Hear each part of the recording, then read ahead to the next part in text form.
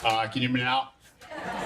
Has an internet following all over the world, has hundreds, if not thousands, of podcasts and millions of subscribers on YouTube and his other channels. And he also has lots of interviews of public intellectuals. My cheat sheet says his interviews include people from Noam Chomsky to Jordan Peterson. But of course, his most important interview was with Phyllis Schlafly that he did a couple of very excellent interviews with 2 or 3 years ago, and I recommend those. And a couple of things I especially like about his podcast I'd like to mention. First of all, there are on the internet, it seems, in the news, it seems like a couple of times a week there's some issue in the news that everyone's talking about, and the mainstream news media has got some spin on it, and it sounds a little bit fishy, but you don't know what. When that happens, I suggest you go straight to Freedomain Radio, and there's a good chance Stefan Molyneux has got a video or a podcast in which he spells it all out. He lays out the facts, he tells you what you need to know, he tells you how it's been distorted. You watch that, and then that's all you need to know on that particular subject. And they're excellent. The other thing I like about his podcast is that he's a big picture guy. He likes to look at the big picture. He doesn't get dragged down by the nitty-gritty of partisan politics. But if it's something big, like the election between Donald Trump and Hillary Clinton, and he thinks the survival of Western civilization is at stake, then he's all in. And he doesn't hold back from telling you what he thinks is going on, and what he thinks you need to know, and what he thinks is going to happen. And he's just excellent on these big picture topics. So I'd like to let him go. I'm happy to introduce the Stefan Molyneux.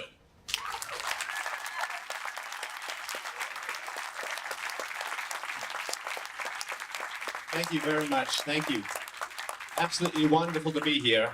It's St. Louis, right? It's got an S at the end because I have a silent X at the end of mine, so it's always kind of confusing. But what a great city. We came in a couple of days ago, went to the Botanical Gardens. My daughter went to the Butterfly Conservatory today. So it's fantastic, and thanks so much. It's been wonderful to meet everyone here. I really want to thank Jim Hoft and everyone for the invitation, because I'm going to give a surprising speech. Now, just before I do, though, I wonder, I'm just scanning here, are there any protesters here? You know who you are. You're kind of sitting in the back there with a little bubbly effervescence of self-righteous chantiness coming up. Smell your armpits. You know, if your eyes water, I don't know, we'll see. But I know security's been pretty good, but I do want to talk today. The philosophy and liberty is very, very important, because we like freedom.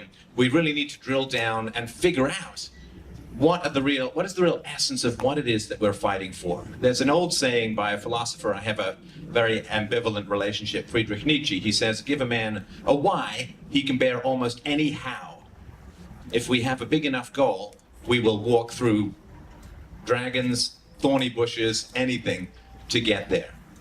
So I do want to talk about that. Now, I am going to talk about Jesus. I'm not a theologian. I'm a philosopher, so I'm going to recast this in the realm of philosophy. So let me ask you, this is going to be a bit of a back and forth, because, you know, you can just box me in a screen anytime, so let's do a little back and forth. When I say 40 days and 40 nights, what comes to your minds? The desert. That's right.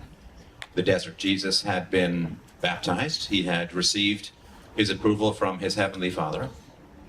And the Holy Spirit led him out into the desert for 40 days and 40 nights. Now, was it exactly 40 days? It's kind of like a generational thing. The number 40 in the Bible is like 40 years in the wilderness. It's just time enough to get hungry, I think is the phrase. And so, at the end of 40 days and 40 nights, who appears? Satan. Now, there are 3 tests, and 2 of them are flipped depending on which parts of the Bible you're reading. There are 3 tests. Who remembers the first temptation of Satan? That's right. Okay. So Jesus is hungry. 40 days, 40 nights. He's famished. And Satan comes up to him and says, if you are the Son of God, surely you can just change these stones into bread and feed yourself that way. Now that to me is fascinating on so many levels. So first of all, well, does anybody remember what Jesus says? It's very specific and very interesting. I think I remembered it, but I wrote it down just in case. Does anyone remember what Jesus says? That is good. That is good. Man shall not live by bread alone, but by every word that proceeds out of the mouth of God. That is an amazing statement. And it has so much to do with liberty. All of these temptations have so much to do with the liberty that we're so passionately committed to holding on to protecting, to preserving, to expanding. Man does not live by bread alone. In the Darwinian world, you do. In the world without spirit, in the world without philosophy, in the world without ideals, in the world without values, ethics, you do live by bread alone. Because you are an animal who needs food and shelter and reproduction like any single-celled organism. You do live by bread alone, but Jesus says man does not live by bread alone. Now, you need bread. He doesn't say you don't need bread at all, right? You need bread. But that is the least of what we are as sentient, conscious human beings. The bread we share with the seagulls. They seemingly can live by bread alone and grab pizza off your plate and so on. So I think it's fascinating that the devil says, use magic, use your powers, use your power of miracles. Now, we know Jesus can do it, right? Because what else has Jesus done with food? Water into wine, infinite loaves, infinite fishes. I mean, he can do it. So, he can turn, or this is what the devil says, you can turn the stones into bread. You can create something out of nothing. You can create something that's valuable out of something that is negative. I think we have some flyby protesters, actually. I gotta commit. That's committed, man. You got an airplane. So the first thing that's fascinating is he says, you're hungry. You're hungry in the desert. Make yourself some food. And I think what Jesus does is he very specifically says, by rejecting that, I am not a victim here. I chose to be here. I chose to be in the desert. I chose to go without food for 40 days. So I'm not just going to go make food because I chose to be here. I am not a victim. I am here by choice. I am mortifying, sanctifying my flesh through hunger to focus on the spiritual. I'm not just going to feed myself because it's not a problem that I'm hungry. It is the result of my choices that I am hungry, and I do not need salvation. That's number one. Number two, there is a saying, and I think it's quite true, that says all evil arises out of a desire for the unearned. The unearned. If you use your powers, your magic, your God-given ability for miracles to make bread out of nothing, to sate your hunger, you're saying that the animal, the physical, the material, the hunger is more important than the spirit, more important than the divine, more important than the abstracts. And there's not a Darwinian alive who would have much of a problem with that. Because what's happened in the West since secular humanism, since Darwinianism, is we have said to people, you don't need freedom. You just need stuff. You don't need liberty. You don't need property rights. You don't need responsibility. We'll give you free stuff. We can turn nothing into something. We can turn debt into food. Because you have something in the desert, so common, so negative, it's a burden, it's negative, it needs to move it out of the way. Through the horrible alchemy, the dark magic of government, we can turn debt into food stamps. We can get rid of people's freedoms and feed merely their bodies. And is that not a great temptation that is handed to the voters? Is that not the great sophistry that drives the democracy that is rapidly replacing the republic? You can have free stuff. We are, as the government, we're going to pretend that we can provide value to you through debt, through money printing, through financial instruments like bonds. We have nothing to offer you because we don't create anything, but we can steal from the unborn, we can steal from the next generation, we can buy your votes, we can satisfy your flesh at the expense of your virtues. And that is the first temptation that the devil offered to Jesus.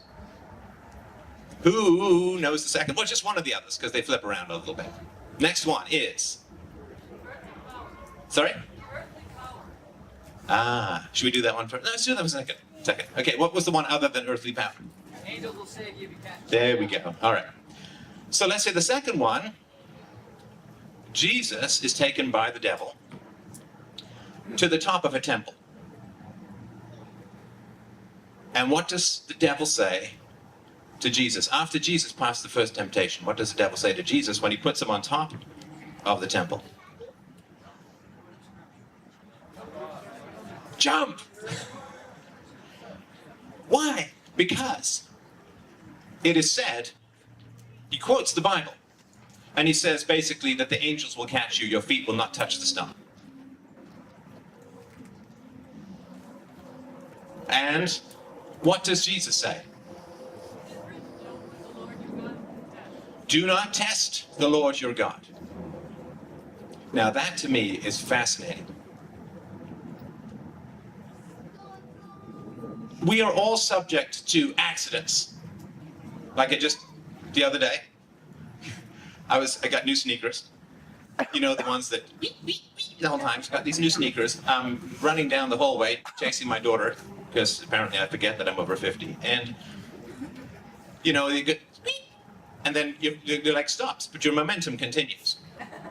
And I went crashing down, and my knee got a little gimmied and all that. But anyway, this is just things that happen. You know, you got to get up, you got to move around. If you sit around, you just get fat, so you got to move around, but then you can fall, you got to exercise, but then you trip. So there are accidents that happen in life all the time. And I think we should be charitable to people who suffer from accidents. You know, some window washer, he's all strapped in, he's got good ropes. The ropes break, his strap breaks, really bad luck. He falls down, he breaks his leg. Sure, let's help him out. That's bad luck. But, and that is Christian charity. That is charity as a whole, where we say, couldn't have seen that one coming. Bad luck. We're going to help you out. But that's not what the devil says to Jesus. The devil says to Jesus, jump. Be the architect voluntarily of your own misfortune. And God will save you and all of that. And Jesus says, do not test God. To me, this translates to the virtue of charity versus the evils of the welfare state. If you've ever really, really tried, and I'm sure everyone in this room has, if you've really tried to help someone, it's tough. Have you known an alcoholic, you know, a drug addict, you know, somebody who's sexually addicted or has some, you know, laziness or, you know, any of the various dealt out cards of the deadly sins, getting them to change is really tough. Anybody ever tried to lose weight? I know. Yeah, kind of tricky, right? Do you know the percentage of people who lose weight and keep it off? Like 3%, 4%, something like that. In fact, you lose weight, your body's like, oh no, it's the Ice Age. Hang on to every calorie. And then you eat, you know, one crack. So it's hard, and you know, people, you want to lose weight, and it's hard. You got to change everything. You can't ever go back. It's, you know, you got to do boring exercises. Man. So it's really, even if you want to help yourself and you gain the benefits of losing weight, it's hard to do.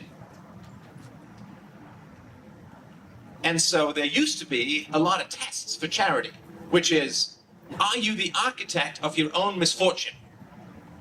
Did you get pregnant outside of wedlock? Are you a drinker? Do you gamble? In which case, what does giving money do to someone who is the architect of their own misfortune? What does it do to them? Yeah, it makes it worse, right? Oh, do you have a drinking problem? Here's $10,000.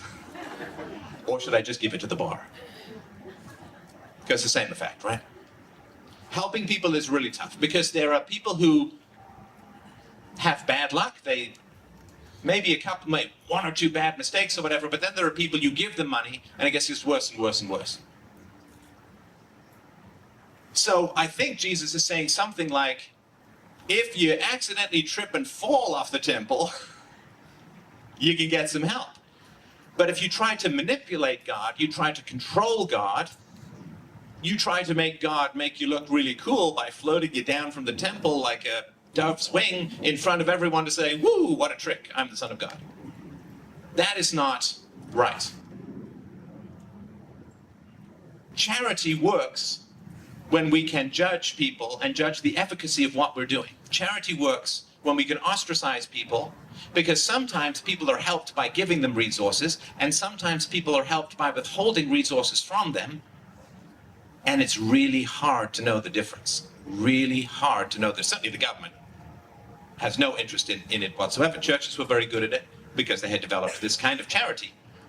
And of course, in Christianity, it's not a virtue if you're compelled, right? Not a virtue if you're forced. Charity, if it's voluntary, accrues to your good conscience through free will.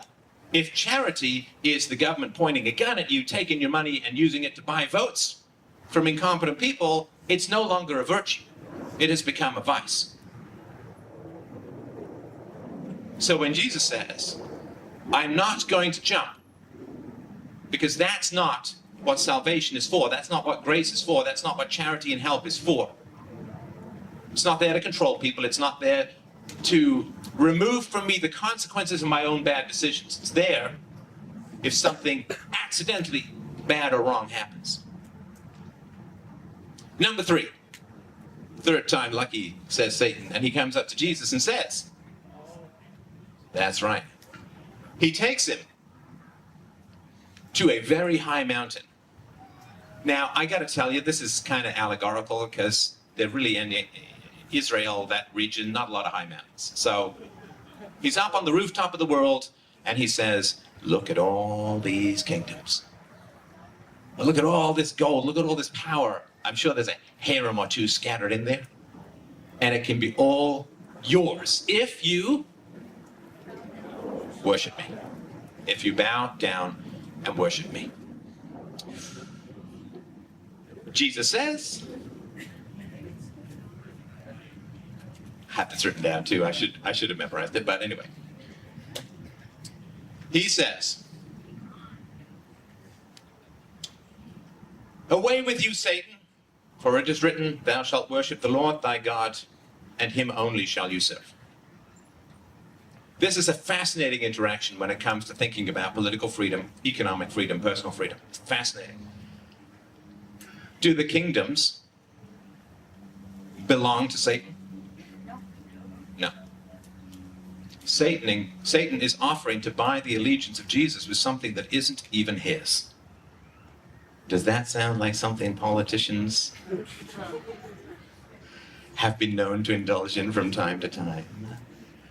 I will give you money. I will give you power. I will shield you from the consequences of your bad decisions. I will do all of this. It's not their money.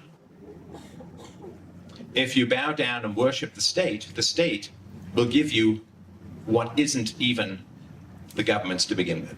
It is debt, it is taxation, it is money printing, it is all that horrible stuff. And he says not only, no thanks, but also, get lost. Stop offering me what you do not have. Stop offering me what you do not own. Stop offering me what you do not possess. Stop trying to buy my allegiance with stolen goods. Can you imagine?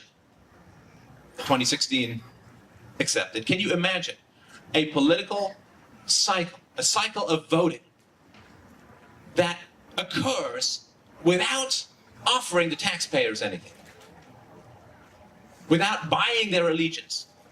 And they can't even buy their allegiance with taxes they're taking in the here and now. They're buying their allegiance because they're hoping future generations of tax slaves will pay the debt off for buying the allegiance of people in the here and now. That is an astounding phenomenon. And then, after the third time Jesus rejects Satan, what happens?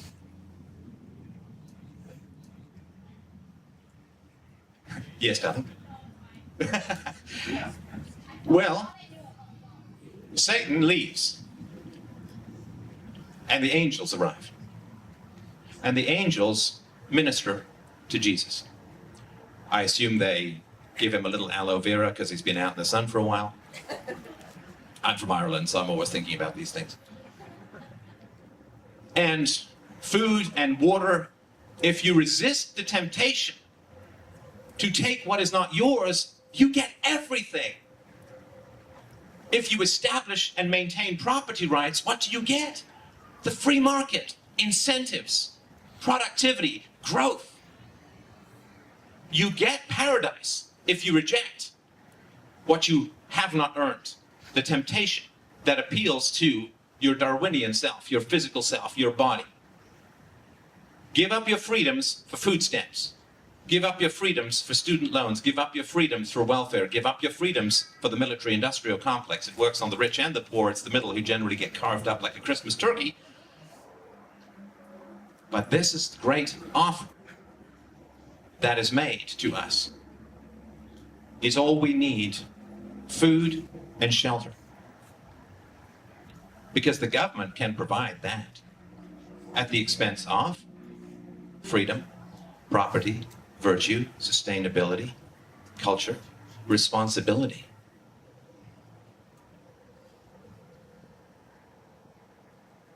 And this, in a bigger context, no, that's wrong. There's no bigger context than what I was just talking about. In a different context. Here's an interesting question. 19th century, Charles Darwin, 5-year journey on the Beagle, takes all of his notes, comes up with, it wasn't his, Lamarck had come up with earlier, but he sat on it for a long time, theory of evolution.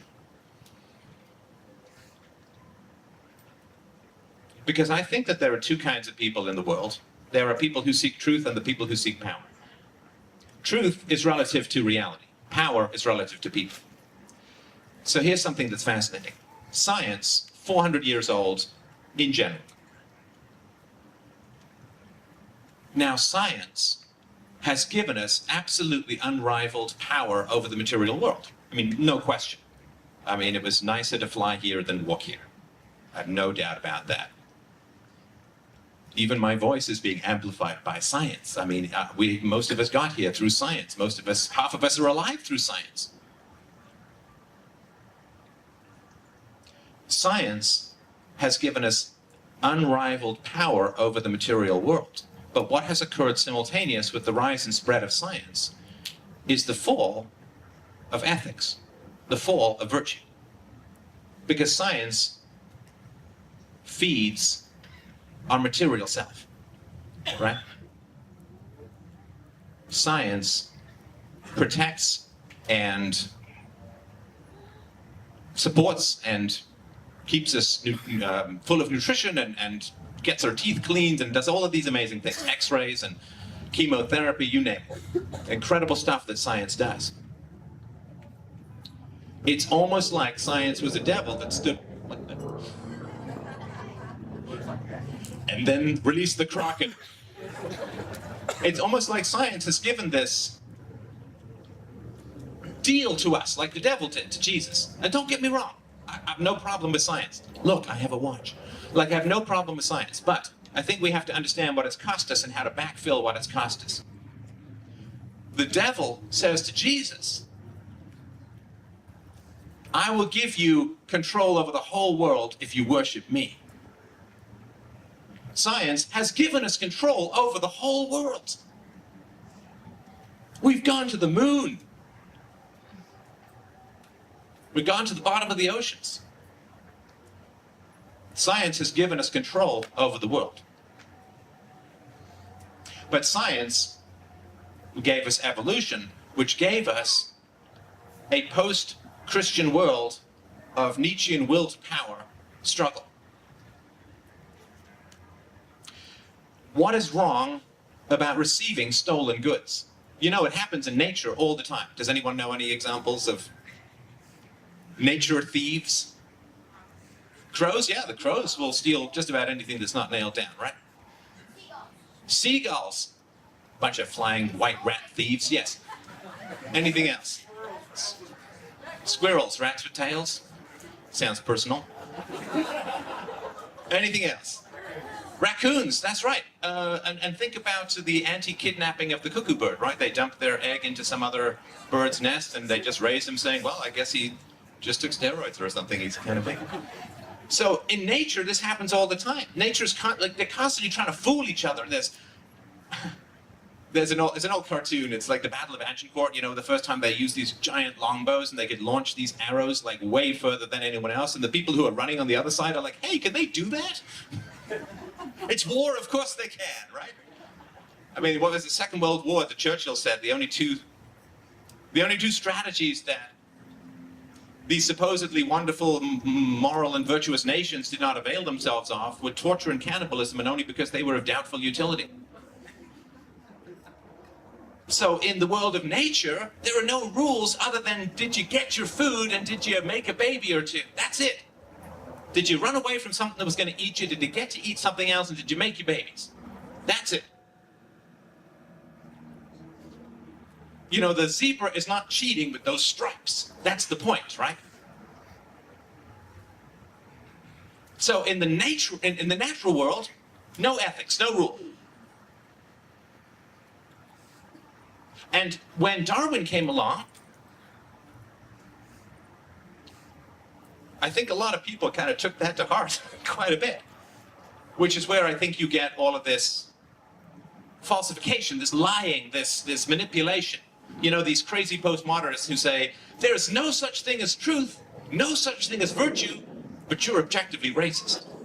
I mean, you understand, this makes no sense at all. Like, if there's like, I don't, sorry to break my daughter's heart here, but I'm just kidding. So I don't sit there on on December 24th, I don't sit there with milk and cookies and a big net waiting to catch the guy in red.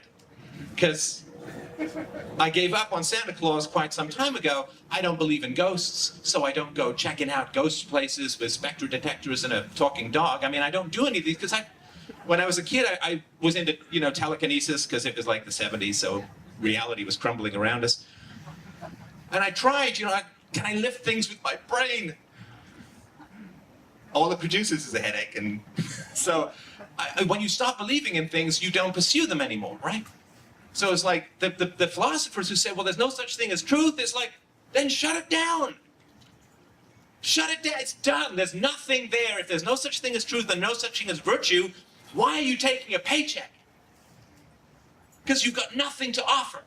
You've just told me that the one thing you're supposed to sell, truth and virtue, well, neither of them exist. But they keep taking paychecks. Why? Because it's the Darwinian, Nietzschean, will to power universe.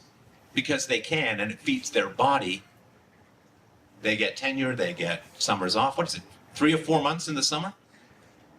You get sabbaticals, you get conferences in very warm locations. It's cool, it's fun, it's okay, what do I need to say to get my stuff? Who do I need to vote for to get my stuff? What lies do I need to tell to get my stuff? Because the body wants stuff. The soul wants virtue. But the body just wants stuff. And for a long time, I was somewhat skeptical of the Christian skepticism of the physical, but I'm kind of getting it now as I get older and see the greed for the unearned is horrible, and it's cancerous. And it is undermining all of these virtues that we inherited that we are squandering. Animals can be really tricky. They hide. They're sneaky. They change color. You know, you get those weird octopuses and chameleons. Is there anything else that changes color? I was just thinking about that today. Cuttlefish. Oh, yes, very, very good. Me. 5 minutes of sunshine. Mr. Tomato Head. No, there's other sneaky, it changes color, like there's other sneaky stuff. And it's like, is that cheating? You know, no, it's whatever you do to get your resources. There's that freaky thing with the cuttlefish, right? So the cuttlefish, the male cuttlefish, can pretend to be a female. Like the males are all fighting with each other for access to the females, and there's a male cuttlefish that can kind of shrink itself in, make it look female, and then it kind of squishes down along the bottom, hoping that the male. He's cheating. It's like, no, that's what gets the next generation of cuttlefish. More power to him, right? There's no right or wrong in the animal kingdom other than survival, and that's not moral. That's just DNA photocopying. Mindless. But we, as human beings, have to be separate from that. We have to be above that. But the government comes along, and what do they say? I will give you the unearned, which I, as the government, did not earn. And all you have to do is worship me. All you have to do is give me your allegiance.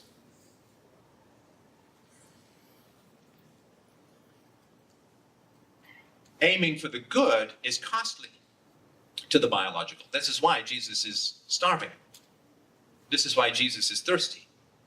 Because he's aiming for spiritual purity, enlightenment.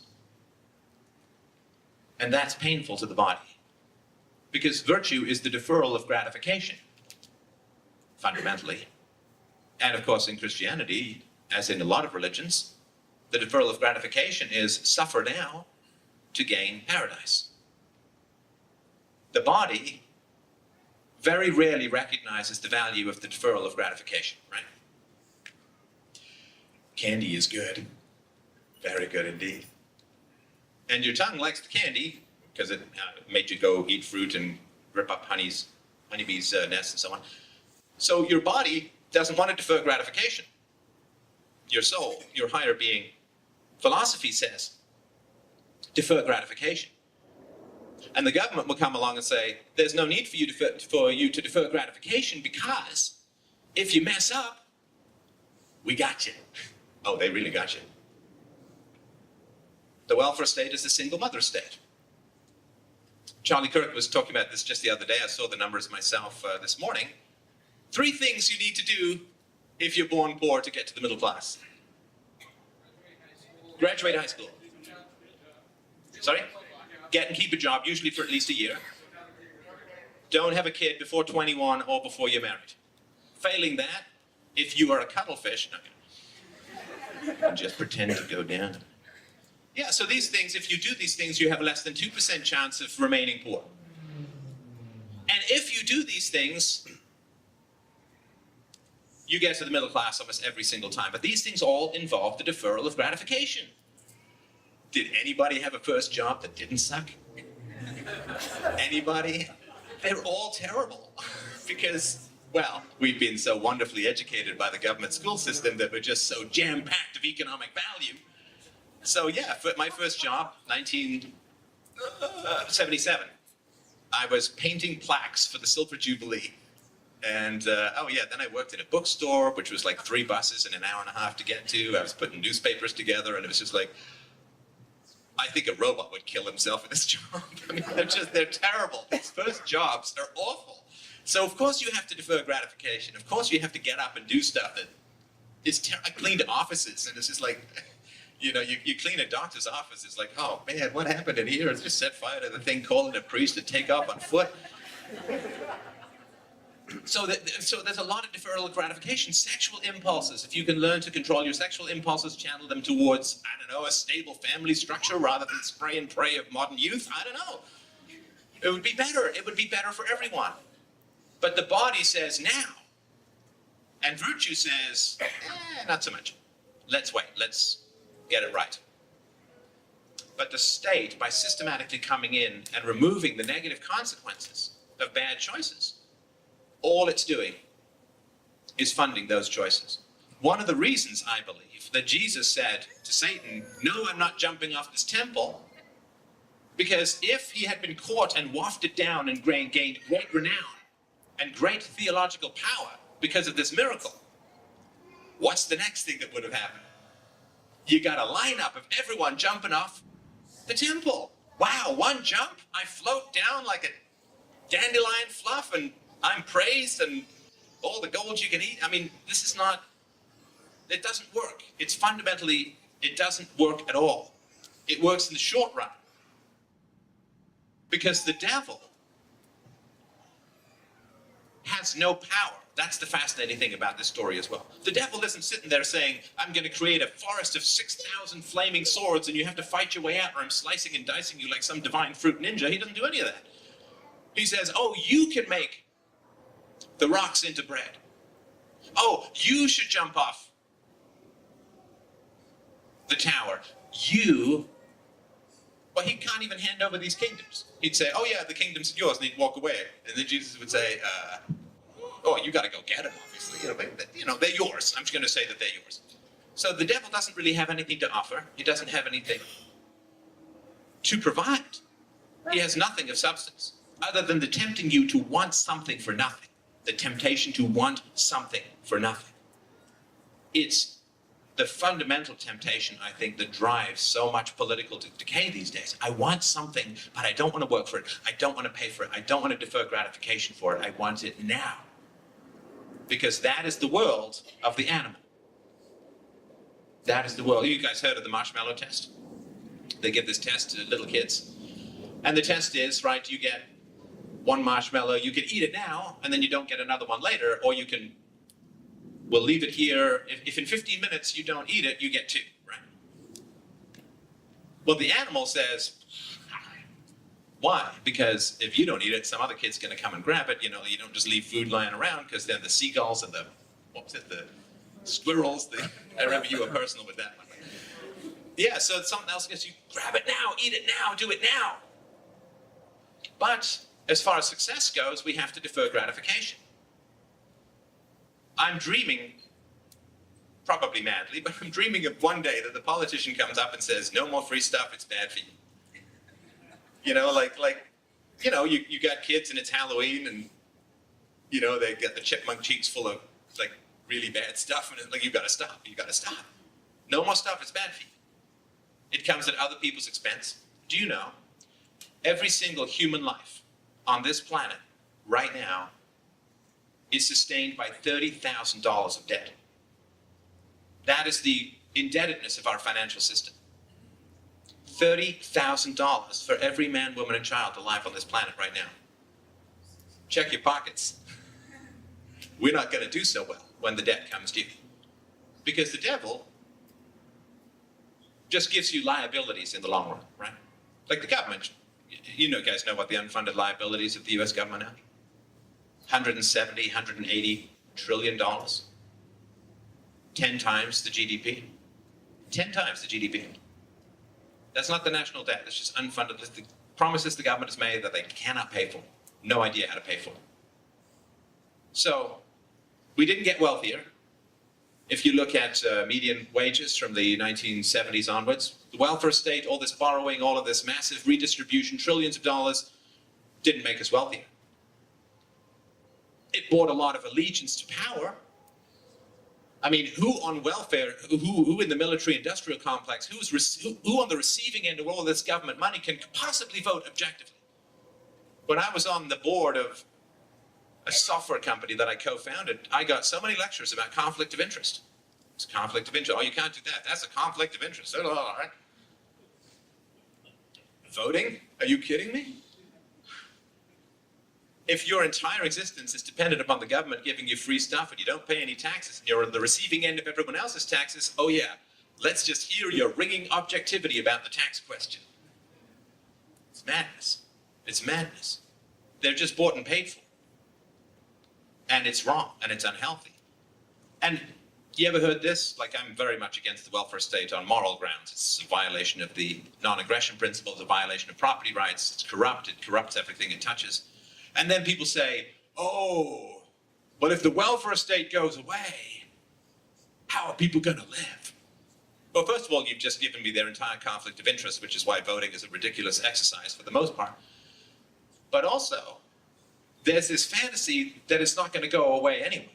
It is going to go away. Mathematically, that which cannot continue will not continue.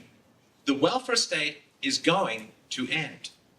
Debt is going to need to be paid off. It is all going to end. Now, we can either have a soft landing with the wheels down because we know what's coming, or plane, airplane, cliff wall, fireball, oops. And that is a terrible thing. So I think that there's really great lessons to be learned from the three temptations of Jesus. Do not thirst for the unearned. Do not let anyone portray you as a victim. Because with victimhood comes entitlement, and with victimhood comes not just a relaxation, but a collapse of moral standards. Because if you feel victimized, then you feel by any means necessary.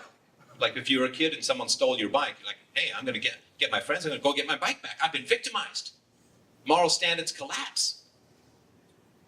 But if you're genuinely victimized, that's another story. But if you're just told that you're victimized, people tell you that you're victimized, so you let them do terrible things in your name. You've been oppressed, so I'm going to go steal a bunch of money for you, keep most of it for myself, and then make you addicted on the remnants. But as long as you're a victim, you will then countenance other people doing terrible things on your name and your behalf. Don't be a victim. Don't thirst for the unearned. Reject mere Darwinian materialism. The will to power benefits the most corrupt, the most false, the most vicious. It's a race to the bottom for moral standards, and I'm sick of losing that battle myself. Because one of the greatest statements in the Bible, I'll finish with this, and thank you for your patience. One of the greatest statements in the Bible is this: